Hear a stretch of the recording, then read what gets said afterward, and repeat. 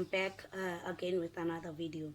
And as we were talking about Daniel Steele's spy, we get to understand why she was a spy, and when she was approached to be a spy, and by who.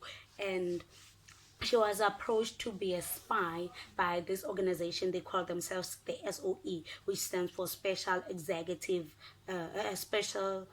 Operations Executive. Yes, so they are like a little bit lower than the MI5 and the MI6. So I think they reported to the MI5 and the MI6.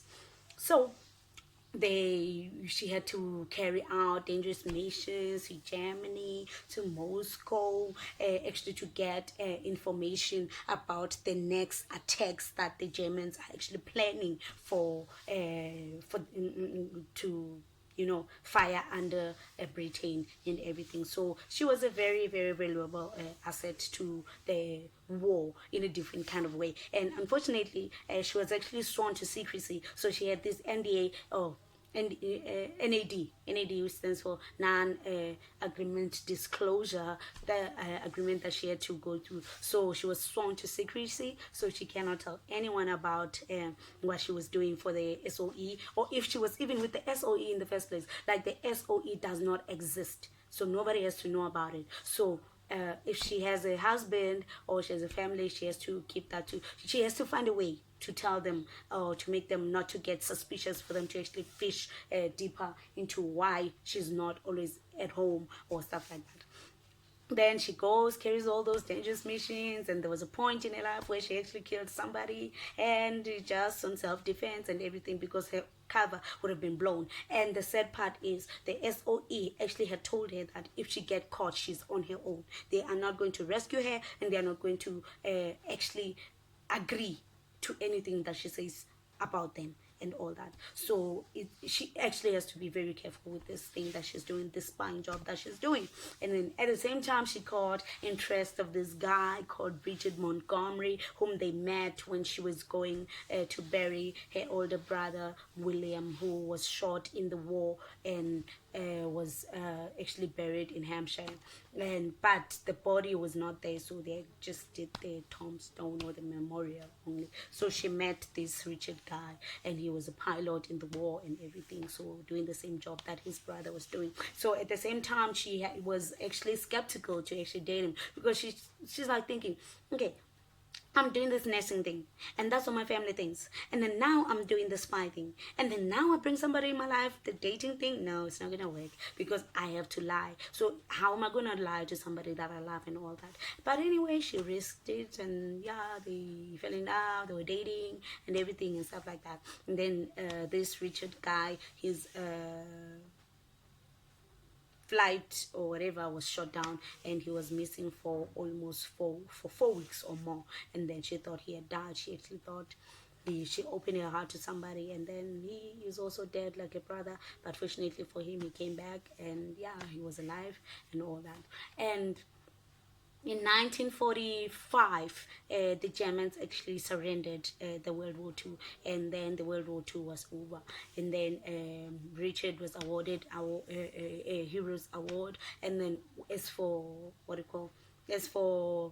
Alexandra, she cannot be given a medal. But if she does get a medal, it cannot be public, because I mean, her job is supposed to be she has to keep this a secret for 20 years.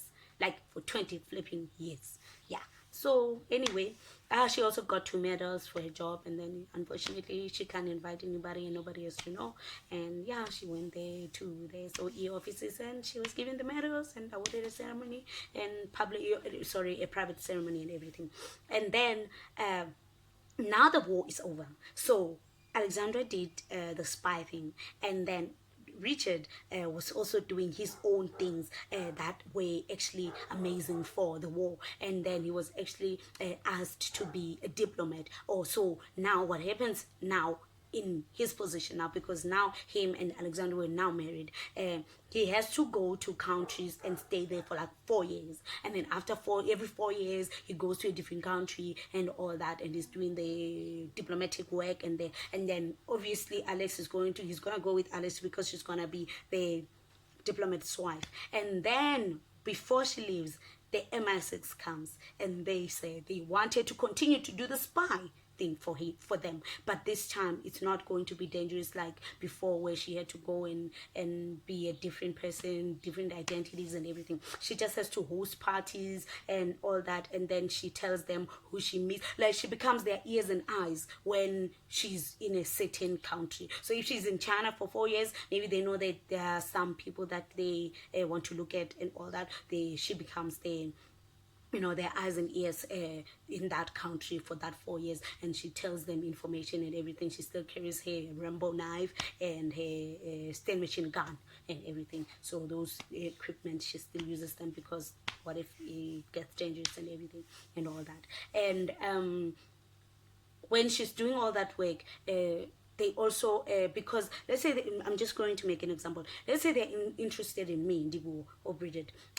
Let's say maybe I'm a terrorist or something like that, and she's serving in South Africa. They say, okay, we want you to invite Ndibu as well to your dinner party or your ball or your whatever, and then keep talking to her, fish and whatever you get. Don't think that it's not important. Report back to us, and we will know what is important and what is not, and that becomes a job until. And then eventually she what do you call 30 years, she does all these things for 30 years, 6 years with the SOE, and 24 years with the MI6, because they went to so many different countries. They went to China, they went to India, they went to Morocco, they went to Moscow and all that. And they even had a son, and unfortunately he died at 18 months due to cholera. And then they had another daughter, who's called Sophie, and fortunately for them did not die, and because they struggled with conceiving and everything.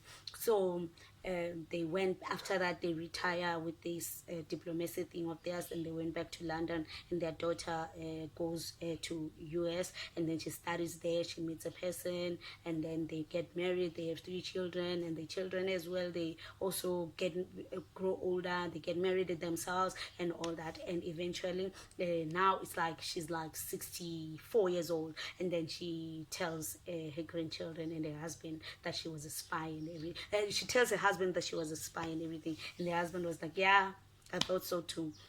A mere woman driving lorries and being a nurse, but she has a Sten gun machine and a Rambo that she travels with all the time. I knew that you were doing something dangerous. I was just not 100% sure that you were a spy, but I knew that you were doing more than this lorry driving and this nursing thing that you always claimed that you were doing and all that. They laughed about it and all that. And eventually the husband told the grandchildren, and they were actually fascinated by that, the fact that she was a spy and everything.